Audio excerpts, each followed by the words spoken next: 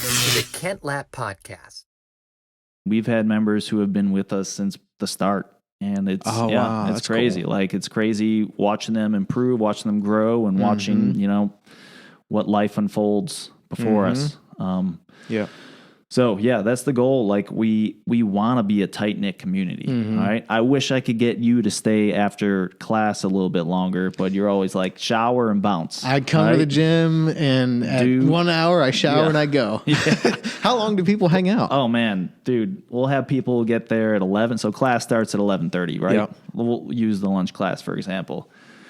Get there at 11 and they'll stay until 1:30, 2. No oftentimes. way. Yeah. Even longer some days. Yeah. Just shooting the shit with each other, hanging out, Are they self-employed, or are they just, some of them are, some of them work at offices. Okay. Yeah. But those who work at offices must have some lenient, rules regarding that. Yeah. But no, yeah. Sometimes I have to kick people out just because they don't leave. Yeah. So many people told me that's the best hour of their day. And that's great.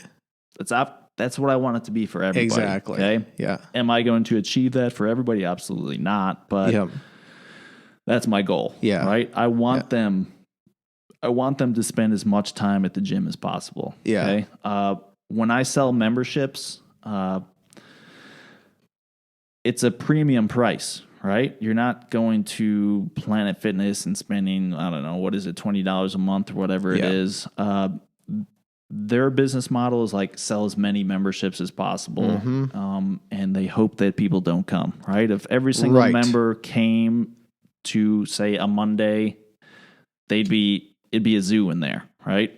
But they know people are going to just buy a membership and most likely not come, but still pay. Yep. I tell people, especially if they're new, I want you to come as much as you can, just because you're going to see results really quickly.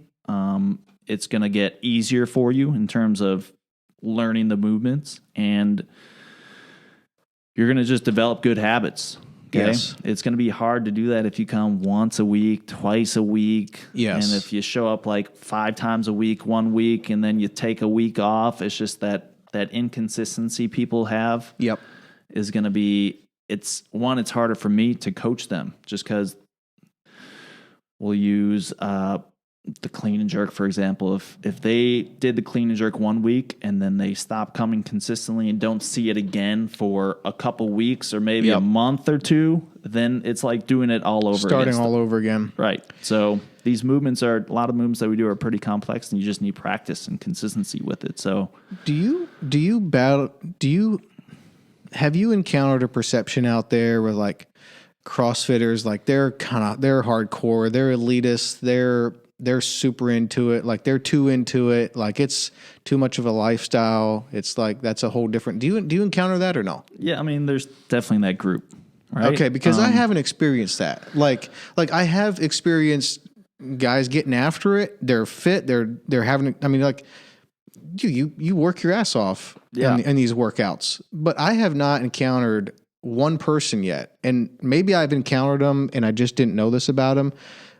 But to be honest with you, I've not encountered one CrossFit person who's an elitist or snobby or looking down on others or feels like this is the answer to the world's you know what I mean? Yeah. I've not encountered that at all yet. Well, I try to not harbor that type of person at my gym. Okay. If we do have those people, they usually tend to weed themselves out eventually. At your gym? Yeah. Or in CrossFit in general?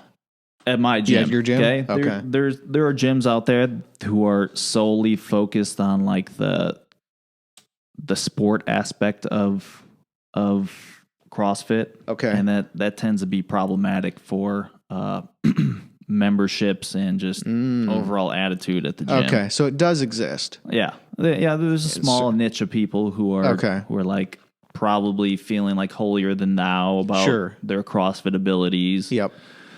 But no, I try not to let that be the focus at my gym. I've just never encountered it, and so the couple of times that it's come up, I haven't understood it. It's not resonated with me. Yeah. But this is what I'll say about Planet Fitness is the fruits are you can tell how good the root is by its fruit, and you can, in my opinion, this is what I would look at when I would consider what type of a gym do I want to go to. Here's what I'm going to look at. I want to look at the people that go there. Mm-hmm. And you can kind of judge based on that how good that gym is. And in my opinion, Planet Fitness isn't doing a great job because, well, you could just kind of do a survey of the people that go to Planet Fitness and a survey of CrossFitters. Let's do 100 each. And I will bet you some amount of money you pick that the 100 CrossFitters are going to be in much better shape than the 100 Planet Fitnessers. So you're talking about like aesthetic wise. I'm talking about you can just tell they're more fit. Yeah. Yeah. I mean, I understand that's not the whole story, but it's got to be some of it, right? I mean, you can tell a lot about how fit someone is by the way they look. And, I just don't think some of those gyms they're too cheap and they don't require enough. There's no accountability. I mean, you may as well just, I'm sure it works for some people, so don't, completely misunderstand what I'm saying, but it wouldn't work for me. Yeah. Because I may as well just do body weight workouts at home. Right. I love, and this is like, to define CrossFit, it's high intensity, functional movements, and constantly varied, right? Mm-hmm. Like that's the whole thing with CrossFit. Yeah. Which is both very well defined, and on the other hand, well, that much I know. I mean, that's about it. But that's the definition. That's the definition, and it's of both CrossFit. Yeah, it's both very defined and it's also very undefined. Yeah. But that's what I like about it. I like the constant variation. Like I like variety. It's just my personality. I love high intensity. I love that we're not doing like for 50 minutes, like doing like working your butt off for 50. It's too long. Mm-hmm. I love the 7, 12, 15 minute. Yeah. That's just, I really like that. So, and I like the accountability, and we've talked about this before, but just coming into a class at a certain time with people like it just really works. It works for me. No, that group suffering is appealing for a ton of people. Yeah. A ton of people. Go ahead. Like doing burpees alone sucks, but when you have your buddies next to you, suffering with you, it kind of alleviates some of that pain that you're going through. Yeah. So totally. What do you see are some of the common denominators from your more successful athletes? And by more successful, I guess I just mean your more fit athletes, or the ones that you can see that it's made more of a difference for them. What are the common denominators between that group and the group that's just not making gains? Being comfortable with getting uncomfortable, right? So earlier we were talking about aesthetics, okay? And this can go, I'll argue this for pretty much any type of fitness that you're doing. In order to look the way you want to look, and we'll use shredded and jacked, for example, you gotta be willing to push through that pain, okay?